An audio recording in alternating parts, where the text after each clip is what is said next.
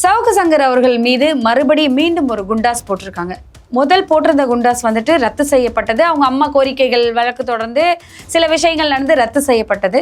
இப்ப மறுபடியும் அவரை வெளிவிடாத அளவுக்கு குண்டாஸ் போட்டிருக்கிறாங்க. ஒரு தனிநபர் சுதந்திரம், பேச்சு சுதந்திரம் சரி, அவரோட யூடியூப் சேனல் சரி, எல்லாமே முடக்கப்பட்டிருக்கு. மறுபடி சவுக்கு சங்கர் அவர்களை வெளியே விடக்கூடாது அப்படிங்கிற முடிவை இந்த அரசு எடுத்திருக்கா? உச்ச நீதிமன்றம் இப்போ காரி துப்பி இருக்கு தமிழக அரசு, எல்லாமே நிப்பாட்டு அப்படின்னு. ஏன்னு சொன்னா ஒரு குற்றம் ஒரு தண்டனை, ஒரு குற்றம் 20 தண்டனை எல்லாம் கொடுக்கறது சட்டத்திலே இடமே இல்லை இல்லைங்களா? அதுல இருந்தே தெரியுது தமிழக அரசு ஒரு சவுக்கு சங்கர் மீது ஒரு கார்னர் பண்ணியிருக்கு அப்படின்றது தெரியுது. நானும் ஒரு 35 வருஷமா சிறை, நான் குண்டாசு, என்எஸ்ஏ, தடாகிடா பல வழக்குகளை போயிட்டு வந்திருக்கேன். ஆனால் இது போல் கொடும் குற்றவாளின்னு சொல்கிறாங்க பார்த்தீங்களா, பல கொலைகளை செஞ்சுட்டு வந்தவன் அவனுக்கு கூட ஒரு குண்டர் சட்டம் தான் போடுவாங்க. ஏன் இவ்வளோ சவுக்கு சங்கர் அவர்கள் மீது இவ்வளோ காழ்ப்புணர்ச்சி, இவ்வளோ கோபம்? நிறைய விஷயங்களை பேசியிருக்கா இல்லையா அரசுடைய. பேசுறது தப்பா சார்? இப்போ நம்ம எல்லாருமே தான் உட்காந்து பேசுறாங்க, அவங்களுக்கு தோன்றதை சொல்றாங்க.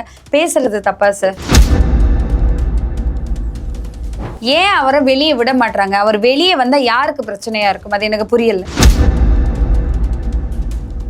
இப்போ 26 நடக்கக்கூடிய சட்டமன்ற தேர்தலில் மிகப்பெரிய ஒரு பாதிப்பை ஏற்படுத்தும் இல்லையா? அப்போ ஒரு அச்சுறுத்தணும், மரண பீதியை ஏற்படுத்தணும். இது எல்லாமே நடந்திருக்கு பாரு. மரண எலெக்ஷன் வரைக்கும் அவரு விட மாட்டாங்களா சார்? அப்படியெல்லாம் நீங்க சொல்லாதீங்க. இல்ல கேக்குறேன்.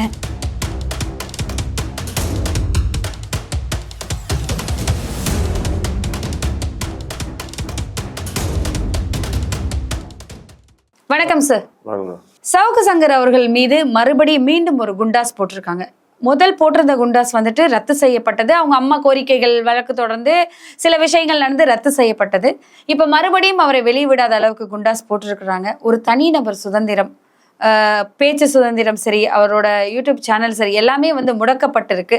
மறுபடி சவுக்கு சங்கர் அவர்களை வெளியே விடக்கூடாது அப்படிங்கிற முடிவை இந்த அரசு எடுத்திருக்கா? சவுக்கு சங்கர் பேசுற பேச்சு திமுகவுக்கு ஏதோ ஒரு பின்னடைவு ஏற்படுத்துன்றது மட்டும் நிச்சயம்.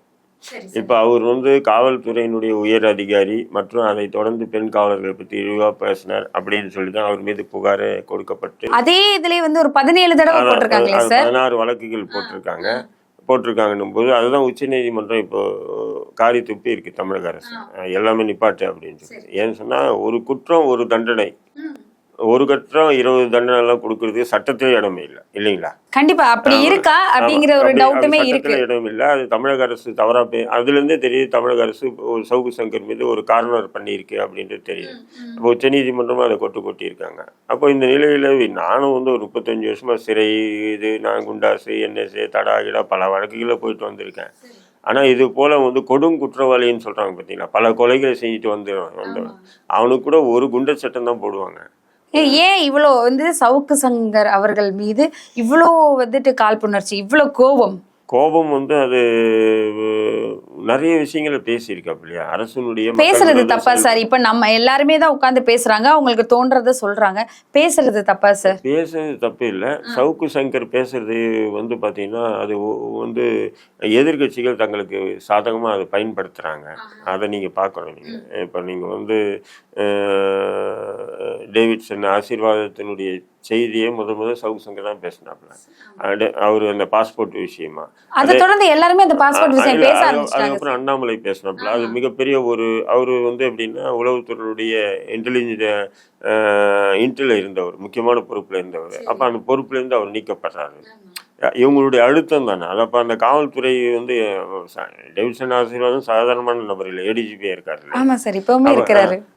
அது போன்ற ஒரு நபர் மீது பொதுவெளியில ஒரு குற்றச்சாட்டு வைக்கிறாரு. அந்த குற்றச்சாட்டை தொடர்ந்து அண்ணாமலை எடுக்கிறாப்புல. அது அதிமுக எடுக்குது. நிறைய பேர் எடுக்கும் போது அது திமுகவுக்கு மிகப்பெரிய ஒரு பின்னடைவாக அமையும். இல்ல சவுக்கு சங்கர் அவர்கள் பேசினா திமுகவுக்கு தான் இடையூறா? வேற எதுவுமே அவர் சொல்லல, எந்த விஷயத்தையுமே அவர் எடுத்து சொல்லலையா மக்களுக்கு? இல்ல நிறைய விஷயங்களை ஃபார் எக்ஸாம்பிள் சொன்னேன். இப்ப செந்தில் ஒரு விஷயம் நான் சொல்றேன் சார், யூடியூப்னு சொல்லும் போது எல்லாரும் எல்லாத்தையும் பாக்குறது இல்ல. சோ மக்களுக்கு சில விஷயங்கள் புரியுற மாதிரி சொல்ல ஆரம்பிச்சது சவுக்கு சங்கர் அவர்கள் தான். அதை மக்கள் எல்லாருமே ஃபாலோ பண்ணி ஒரு சின்ன ஒரு குறுகிய இதுலயே அவர் ஒரு இடத்துக்கு போனாரு. சோ ஒரு காணொலி ஒரு இடத்துல போய் உட்கார்ந்து பேசுறாரு, ஒரு சேனல்ல போய் உட்கார்ந்து பேசுறாரு. பேசினப்ப நீங்க அந்த ஆக்ஷனை எடுக்க வேண்டியதானே சார்? அதாங்க அப்போ வந்து பேசணுன்னு ஆக்ஷன் எடுத்தா திமுக பழி வாங்குதுன்னு சொல்லுவாங்க. இப்போ வந்து எப்படின்னு சொன்னீங்கன்னா போலீஸ்காரங்க, அதுவும் பெண் போலீஸை பற்றி தப்பாக பேச நாங்கள் விட மாட்டோம், அதான் எங்கள் கவர்மெண்ட் வந்து பெண்களுக்கு பாதுகாப்பான கவர்மெண்ட்டு அப்படின்னு சொல்லி கத்துற மாதிரி ஒரு சூழலை உருவாக்குறதுக்கு தான் இந்த வழக்கில் கைது பண்ணிட்டு அதுக்கப்புறம் இப்படி போடுறாங்க பாரு, ரவுண்டு கட்டி அடிக்கிறாங்க. ஏன் அவரை வெளியே விட மாட்டாங்க? அவர் வெளியே வந்தா யாருக்கு பிரச்சனையா இருக்கும்? அது எனக்கு புரியல. ஏற்கனவே வெறும் வாயே மெல்லுவான் சங்கர். இப்போ அவுள் வர கழிச்சு இன்னும் அழகாக அதிகமாக மெல்லுவாப்பில் இல்லையா? அது வந்து திமுகவுக்கு மிகப்பெரிய பின்னடைவு வரும். அது இப்போ 26 நடக்கக்கூடிய சட்டமன்ற தேர்தலில் வந்து மிகப்பெரிய ஒரு பாதிப்பை ஏற்படுத்தும் இல்லையா? அப்போ ஒரு அச்சுறுத்தணும், மரண பீதியை ஏற்படுத்தணும். இது எல்லாமே நடந்திருக்கு பாரு. மரண எலெக்ஷன் வரைக்கும் அவரு விட மாட்டாங்களா சார்? அப்படியெல்லாம் நீங்க சொல்லாதீங்க. இல்ல கேக்குறேன், நீங்க சொல்றத பார்த்தா 10 நாள்ல வெளியே வருவாப்புல. நீங்க என்னதான் பொய் குற்றச்சாட்டுகள் சுமத்தினாலும் பொய்யான வழக்குகளை போட்டாலும் நீதி இன்னும் ஒன்று இருக்கு இல்லையா? அப்போ உச்சநீதிமன்றமும் இப்போ குண்டாஸ் விஷயத்துக்கு நாளைக்கு விசாரணைக்கு வருது, திங்காம விசாரணைக்கு வரும்போது குண்டாஸ் சொல்லுவாங்க, எப்படியா போட்டீங்க, ஒரு வழக்கில் கைது பண்ணிட்டீங்க, தடுப்பு காவல் போடுறீங்க, அது 6 மாதம் கழிச்சு மறுபடியும் அதை உடைஞ்ச உடனே இன்னொரு தடுப்பு காவல். நான் தான் சொல்றேன், கொடும் குற்றவாளிகள் கூட இப்படி போட்டது இல்லை. அதுதான் சார், அவர் வெளியே வரப்போறாரு அப்படிங்கிற ஒரு எதிர்பார்ப்புல இருக்கும்போது சடனா இன்னொரு குண்டாஸ் போட்டிருக்காங்க அப்படின்னு ஒரு தகவல் வெளியே வருது. சோ அப்படி என்ன அவ்வளவு பெரிய என்ன குற்றம் பண்ணிட்டாரு அப்படிங்கிற ஒரு கேள்விதான். போடக்கூடாதுமா, போட்டிருக்காங்க, என்ன குற்றம்ன்றது இல்ல, எந்த குற்றத்துக்குமே போட மாட்டாங்க. அதிமுக ஆட்சியில் காடுவெட்டி குரு வன்னியர் சங்க தலைவர் காடுவெட்டி குரு மீது அப்போ பாமகவுக்கும் அதிமுகவுக்கும் கடுமையான ஒரு போட்டி பிரச்சனை நடந்துட்டு, அப்போ காடுவெட்டி குரு வந்து சட்டமன்றத்தில் ஏதோ ஜெயலலிதாவை பேசிட்டாருன்றதுக்காக அவரை வந்து என்ன பண்ணுறாங்க, குண்டச்சட்டத்தில் கைது பண்ணுறாங்க. குண்டச்சட்டத்தை கைது பண்ணி அவர் குண்டச்சட்டம் உடைச்சிட்டு வெளியே வராரு. அடுத்த நாள் தான் இன்னும் சில வழக்குகளை போட்டு குண்டச்சட்டம் போடுறாங்க. ஆனால் சவுக்கு சங்கர் மாரி சிறைக்குள்ளே வச்சுக்கிட்டு இருந்து, அதுவும் அந்த கஞ்சா வழக்கில் அவருக்கு ஏற்கனவே ஜாமீன் ஜாமீன் கிடைச்ச பிறகு ஒருத்தர் மீது குண்டா சட்டம் போடுறதெல்லாம் பார்த்தீங்கன்னா இதெல்லாம் வந்து முழுக்க பழி வாங்கும் நடவடிக்கையை தவிர வேற எதுவுமே இதுல இல்லை. இதுக்கப்புறம் அவர் 10 நாள்ல வெளியே வருவாருன்னு சொல்றீங்க. வெளியே வரவருக்கு ஒரு பட்டியலில் வந்து ரூல்ஸ் அண்ட் ரெகுலேஷன் சொல்லிட்டு ஒரு சில விஷயங்கள் போட்டு வச்சிருக்காங்க. சில விஷயங்கள் பேசக்கூடாது, தனி மனித சுதந்திரம் சார், பேசுறதெல்லாம் வந்து அது வந்து எப்படின்னு சொன்னா இப்ப திமுகவா அது சொல்ல முடியாது. நீதிமன்றம் மூலியமா நீங்க வெளியே போனீங்கன்னா கண்டிஷன் பெயில் கொடுக்குறாங்க இல்லையா? இதுக்கு பேர் கண்டிஷன் பெயில் தான். இப்ப அவர் வந்தாலும் கண்டிஷன் பெயில் தானா? கண்டிஷன் பெயில் குறைஞ்சு ஒரு மாசமாச்சு கண்டிஷன் பெயில். இது இப்போ ஃபிளிக்ஸ் போட்டுட்டு இருக்காரு, ரெட் பீஸ் உடைய ஓனர் ஜெரால்டு ஃபிளிக்ஸ் வந்து போட்டுட்டு இருக்காரு. அதே மாதிரி இவருக்கும் வந்து கண்டிஷன் பெயில் போடுவாங்க. நிபந்தனை ஜாமீன் தானே, நிபந்தனை ஜாமீன் என்பது காலையிலும் மாலையிலும் கையெழுத்து போடணும். அப்போ அந்த போடும்போது எதை பற்றியும் வந்து இந்த வழக்கு பற்றி பேசக்கூடாதுன்னு ஒரு கண்டிஷன் போடுவாங்க. ரெண்டாவது வந்து வேறு எந்த விஷயமும் விமர்சனம் பண்ணக்கூடாதுன்ற மாதிரி சில பல கண்டிஷன் போட்டு தான் இவருக்கு ஜாமீன் கொடுப்பாங்க. ஜாமீன் வந்து 1 மாதம் 2 மாதம், ஏற்கனவே வந்து நீதிமன்ற அவமதிப்பு வழக்கில் 6 மாதம் தண்டனை பெற்று சிறைக்கு போனார். அப்போது பெயில் கொடுத்தாங்க. பெயில் கொடுக்கும்போது இந்த மாதிரி கண்டிஷன் போட்டு தான் பெயில் கொடுத்தாங்க.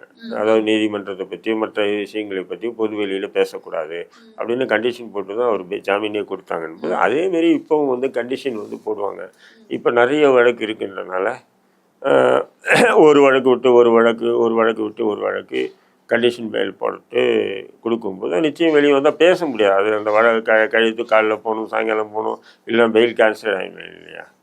அதனால் வந்து பேச வாய்ப்புகள் இல்லை. ஒரு 2 மாதம் பேசாம இருப்பாப்புல, அப்படியே பேசாம இருந்தாங்க. அதுக்கப்புறம் பேசுறதுக்கு அவங்களே பேசலாம்னு சொல்லிடுவாங்களா, இல்ல இது மாதிரி என்ன கட்டுப்பாடுகள் போடுவாங்களா? நான் சொல்றேன், அது இன்னும் பேசுங்கன்னு யாரும் சொல்ல மாட்டாங்க. நம்ம பேச வேண்டியதுதான், மறுபடியும் வழக்கு போட்டா எதிர்கொள்ள வேண்டியதுதான். இது மாதிரி நிறைய விஷயங்கள் மக்களுக்கு தொடர்ந்து சொல்லிட்டே இருப்போம். தொடர்ந்து பேசலாம். நன்றி சார். நன்றி.